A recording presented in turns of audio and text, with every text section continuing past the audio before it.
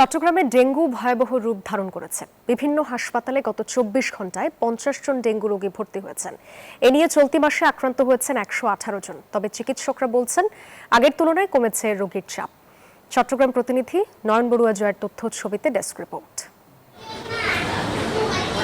Chittagong medical যেন dengue রোগীতে ঠাসা। গত ২৪ ঘন্টায় ডেঙ্গু আক্রান্ত ৫০ জনের মধ্যে চট্টগ্রাম মেডিকেল কলেজ হাসপাতালে ভর্তি হয়েছেন ১০ জন। একই সাথে বিআইটি হাসপাতালে ৩২ জন এবং চট্টগ্রাম জেনারেল হাসপাতালে ৮ জন ভর্তি হয়েছেন। আক্রান্তদের মধ্যে ২৬ জন পুরুষ, ১৬ জন নারী ও ৮ শিশু রয়েছেন।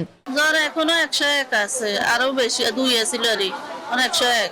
বৃহস্পতিবার থেকে এখন মোটামুটি ইনশাল্লাহ অনেক আগের থেকে সুস্থ হয়েছি।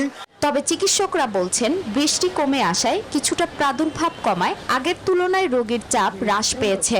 আমাদের ওয়ার্ডে ভর্তিকৃত রোগীদের মধ্যে মোটামুটি আমাদের সকল রোগী স্টেবল, ক্লিনিক্যালি স্টেবল আছে, কিন্তু যেহেতু ডেঙ্গু পজিটিভ সেজন্য তারা হয়তো এখনো ভর্তি রাখা হয়েছে তাদেরকে।